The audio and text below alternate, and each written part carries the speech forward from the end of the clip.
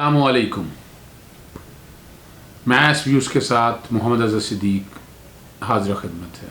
باتیں کرنے کو بہت ہوتی ہے لیکن میں کوشش کرتا ہوں سلیکٹیو بات کروں، پریسائز ہو، ٹو دی پوائنٹ ہو، اور اپنا پوائنٹ آف ویو اور حالات اور واقعات کو سامنے رکھ کے آپ سے کچھ چیزیں شیئر کی جا سکیں. بڑی اہم سطح پہ تقرری ہوئی ہیں پاک فوج میں، اور D G I S P R نے باقاعدہ پریس ریلیز بھی جاری کر دیا. Lieutenant general Muhammad Abdul Aziz corps commander Lahore تعینات کر دیے گئے. Lieutenant general Waseem Ashraf corps commander Multan. یہ تقرریاں ساتھ ساتھ، یعنی ترقیاں اور تقرریاں دونوں ہی کام ساتھ ہوئے ہیں، اور یہ بڑی اہم پوسٹ ہیں. بڑا اہم پاکستانی فوج کا ایک کردار ہے اور ایک ادارے کے طور پر بڑا اہم رول ہے. Lieutenant general Nadeem Ahmed Anjum corps commander Karachi تعینات. Lieutenant general Khalid Zia corps commander Bahawalpur اور lieutenant general Sarfraz Ali commander southern command تعینات کیے. Lieutenant general Muhammad Ali commander A S F C. Lieutenant general Muhammad Adnan inspector general training and evaluation. Lieutenant general Majid Ehsan inspector general arms, اور lieutenant general Asif Ghafoor Sahab کو inspector general communication and information technology تعینات کیا گیا. بڑا اہم ہے. اسی طرح ہی لیفٹیننٹ جنرل سردار حسان اظہر حیات کو ملٹری سیکٹری تعینات کیا گیا ہے.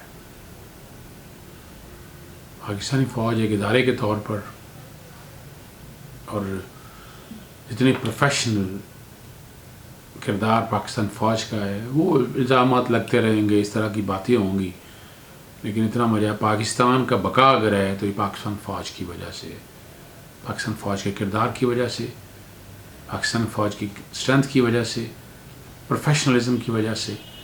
اور اسی وجہ دشمن کی کوئی بھی آنکھ جو ہے نا وہ نہیں بھاتی. پاکستان کو پتہ ہے پاکستانی فوج کھڑی ہے ہر جگہ، اس طرح دہشت گردی کا مقابلہ کر رہی ہے.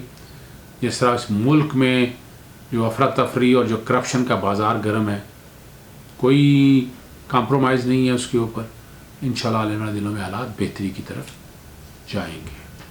دوسرا اہم ایشو ہے اقوام متحدہ کے سیکرٹری جنرل انتونیو کو پیش کر دیے گئے ہیں جو ثبوت ہیں دہشت گردی کے. پاکستانی مندوب منیر اکرم نے اقوام متحدہ کے صدر دفتر نیو یارک میں سیکرٹری جنرل اقوام متحدہ سے ملاقات کی. ثبوت پاکستان نے ڈوزیئر کی ایک شکل میں پیش کیا ہے سیکرٹری جنرل کو، اور سیکرٹری جنرل نے یقین دلایا ہے کہ وہ اس رپورٹ پر غور کریں گے اور اس کا جائزہ لیں گے. مستقل مندوب جو پاکستان کے ہیں منیر اکرم نے ڈوزیئر میں دیے گئے مختلف شواہد کی روشنی میں بھارتی دہشت گردی پر سیکرٹری جنرل کو بریف کیا. بھارت کس طرح پاکستان کے اندر کھلم کھلا دہشت گردی کارروائیاں کر رہا ہے، اقوام متحدہ اس کا نوٹس لے. اور ڈوزیئر کی کاپیاں اقوام متحدہ کی انتہائی دہشت گردی جو اینٹی ٹیررزم کمیٹی ہے اس کو بھی پیش کی جائے گی. میں اس سے اگلی بات کرتا ہوں آپ کے ساتھ. سی پیک کے خلاف ہم لوگ کو پتہ ہے پروپیگنڈا ہو رہا ہے. وفاقی وزیر شبلی فراز نے بڑا واضح طور پر کہا ہے کہ غیر ملکی پروپیگنڈا کو مسترد کرتے ہیں. منفی پروپیگنڈا کا مقصد کیا ہے؟ منصوبے کی اہمیت کو ہے. پاکستان کے لیے یہ گیم چینجر ہے، ریڑھ کی ہڈی ہے میں سمجھتا ہوں سی پیک پاکستان کے لیے آنے والے دنوں میں. اور پاکستان اور چین کے لیے مشترکہ مستقبل کا آغاز ہے.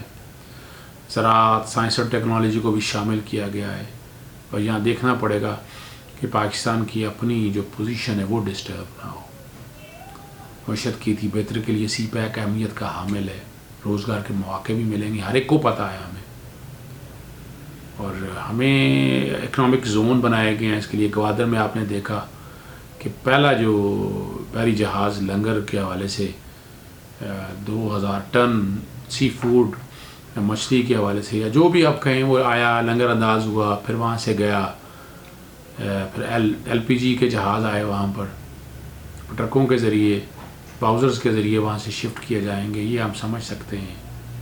اور یہ خطے میں کتنا اہم کردار ادا کر سکتا ہے آنے والا دور بتائے گا ہمیں.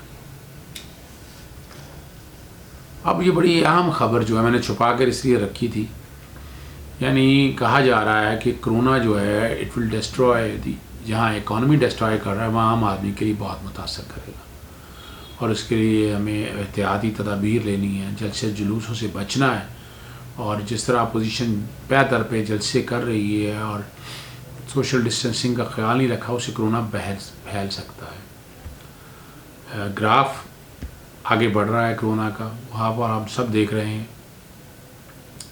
اور اس موقع پہ جو بڑی مزیدار بات ہے، یعنی یہ نہیں عوام کا نہیں خیال ہے، پیپلز پارٹی کی طرف سے ایک بڑی زبردست چیز آئی ہے، مصطفیٰ نواز کھوکھر صاحب نے کہا ہے کہ آن بورڈ لینے کے لیے نواز شریف اور زرداری صاحب کو کال کریں، جلسے مؤخر ہو سکتے ہیں یا کر سکتے ہیں، اور ہر ایک کو پتہ ہے کہ اپوزیشن کرونا کی موجودہ صورتحال میں جلسے کرنے پر باضد ہے، جبکہ حکومت وبائی صورتحال میں جلسے کرنے کی اجازت نہیں دے رہی، اور واضح طور پر کہا ہے انہوں نے کہ مولانا فضل الرحمان اور دیگر اپوزیشن کے رہنماؤں سے عمران خان صاحب رابطہ کریں۔ یہاں تو اپوزیشن کو خود آگے بڑھنا چاہیے۔ عمران خان صاحب کو میں یہ نہیں کہہ رہا کہ عمران خان صاحب کو کال نہیں کرنی چاہیے، عمران خان صاحب کو بھی کال کرنی چاہیے، ان سے بات کرنی چاہیے، لیکن یہ کیا، یہ کوئی گڈے گڈی کا کھیل ہے یا مذاق ہو رہا ہے اس قوم کے ساتھ؟ مصطفیٰ نواز کھوکھر سے اچھی باتیں کی ہیں کہ انہوں نے کہا کہ اپوزیشن نے ماضی میں ملک کی خاطر بڑا مثبت کردار ادا کیا ہے، پاک بھارت کشیدگی اور خادم رضوی کے اسلام آباد دھرنے کے موقع پر اپوزیشن نے بہترین کردار ادا کیا، ایف اے ٹی ایف کے معاملے میں اپوزیشن نے قومی ذمہ داری ادا کی، لیکن ہر ایک کو پتہ ہے جو باتیں ہوتی رہی ہیں یہاں پر پاک بھارت کشیدگی کے حوالے سے کیا باتیں ہوئی ہیں، خادم حسین رضوی کے حوالے سے اگر دیکھا جائے یہ ساری باتیں آپ کے سامنے ہیں، لیکن دوسری طرف جو یوسف رضا گیلانی صاحب جو کہہ رہے ہیں کہ وہ 30 نومبر کے منعقد شرکت کو یقینی بنائے، وہ عوام سے اپیل کر رہے ہیں کہ آپ آئیں، جوگ در جوگ آئیں، اللہ نہ کرے اللہ نہ کرے میرے منہ میں خاک بیٹھے بات کرتے ہوئے کہ کرونا کو روکنا ہے، کرونا کو آپ جتنا احتیاط سے روک سکتے ہیں نا وہ احتیاط سے رکے گا، اور اس کے لیے ہر طرح کے اقدامات اٹھانے چاہیے۔ مگر یوسف رضا گیلانی نے اپنے بیان میں کہا ہے کہ پی ڈی ایم عوام کے لیے سڑکوں پر نکلی ہے، بندہ پوچھے تو صحیح کون سی عوام کے لیے سڑکوں پر نکلی ہے؟ کیا ہو جائے گا پچھلے 2 ادوار میں یا اب ادوار میں عوام کے لیے سوچا کس نے؟ میں یہ نہیں کہہ رہا کہ اس گورنمنٹ نے بھی کیا سوچا ہے، باتیں کہہ رہی ہے ٹھیک ہے، شفافیت کی طرف چل رہی ہوگی، کرپشن ختم کرنے کی طرف، لیکن عوامی مسائل تو اپنی جگہ کھڑے ہیں، طوفان کھڑا ہے، پہاڑ کھڑے ہیں، زلزلے آ رہے ہیں، سونامی آ رہا ہے، لیکن مہنگائی کنٹرول نہیں ہو رہی، بجلی اور تیل کی قیمتیں وہ بھی آپ کے سامنے ہیں، وہ ریکارڈ کے بات ہے۔ اب یہ یوسف رضا گیلانی صاحب کا کہنا ہے کہ آئین اور قانون کی بالادستی، اب آئین اور قانون کی کون سی بالادستی کی بات کرتے ہیں، وہ ذرا عوام کو سمجھانا چاہیے، اور ان کا کہنا ہے کہ اس کی جدوجہد کے لیے جدوجہد جاری رکھیں گے۔ اب یہ جدوجہد کس طرح جاری رکھنی ہے؟ یعنی آئین پاکستان 1973 کی شکل تو بگاڑ کے رکھ دیا آپ لوگوں نے، جو بھٹو صاحب نے آئین پاکستان 1973 دیا تھا، 18ویں ترمیم نے تو اس کا حلیہ بگاڑ دیا، اور اسی کے نتائج ہم بھگت رہے ہیں۔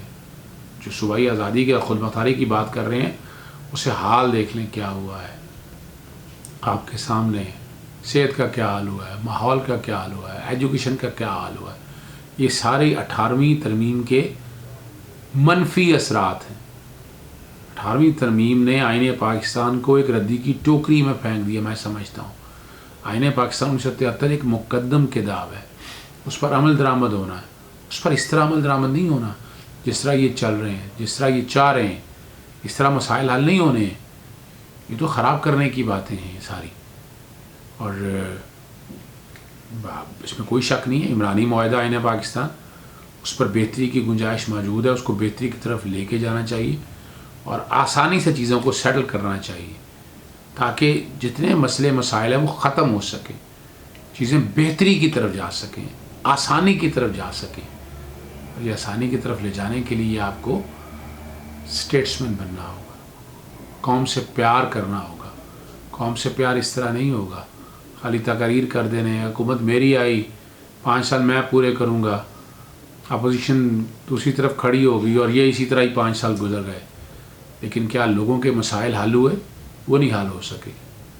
میں امید رکھتا ہوں کہ یہ لوگ سیاستدان عوامی مسائل حل کرنے کے لیے پازیٹیو یا مثبت قدم آگے بڑھائیں گے تاکہ مسائل حل ہو سکے. اجازت دیجیے گا. السلام علیکم.